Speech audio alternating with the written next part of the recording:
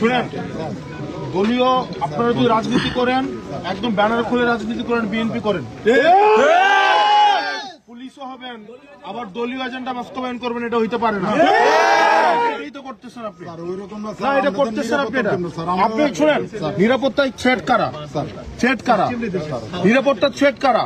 আপনি তাদেরকে না ধরে আপনি আমাদের রাস্তা আটকাচ্ছেন। আপনি হবিগঞ্জে হচ্ছে 144 ধারা দিচ্ছেন, আপনি শ্রীমঙ্গলের রাস্তা আটকাচ্ছেন, আপনি আনলফুল কাজ করতেছেন।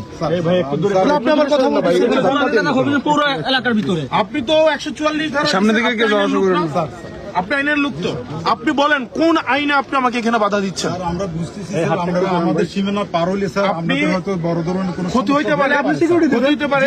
তাইলে আপনি যদি পারেন, সিকিউরিটি দিবেন, যদি না পারেন তাহলে আমরা আমাদের দায়িত্ব নিয়ে আমরা চলে যাচ্ছি না স্যার। আমাদেরকে স্যার আগুনে ফেলে দিতে আমরা না, আপনি আগুন টেম্পারেচার ফুল হাই। এই সবাই একটু দূরে থাকেন না ভাই, একটু দূরে দূরে দূরে থাকেন আপনারা।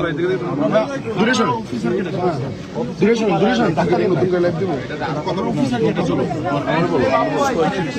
দিন, দূরে সরুন একবার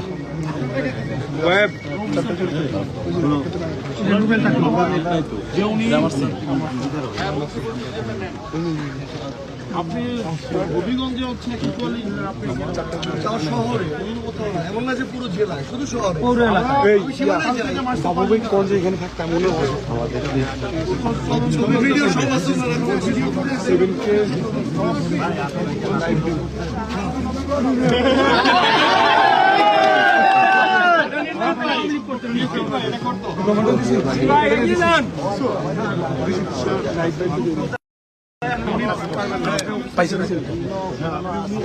আপনি আমার পাশে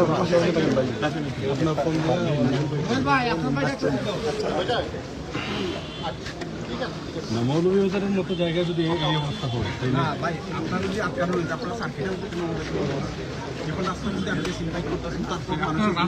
আপনারা তো মৌলভীবাজারের পুলিশ, আমাদেরকে তো সার্কিট হাউসে কোনো একটা নোটিশ পাঠাইতে পারতেছেন যে আপনারা বের হয়ে না, তাহলে এখানে কেন এরকম?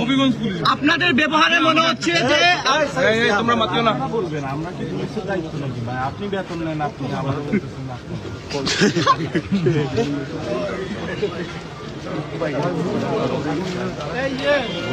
সন্ধ্যা হয়ে গেলে পাহাড়ের মতো সন্ধ্যা করতে রাজেশ রাজেশ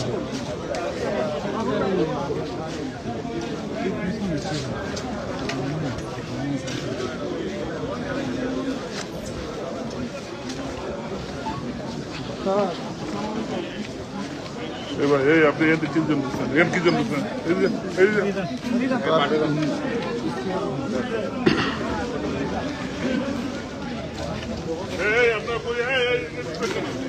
আমি এই পাশের আসছেন।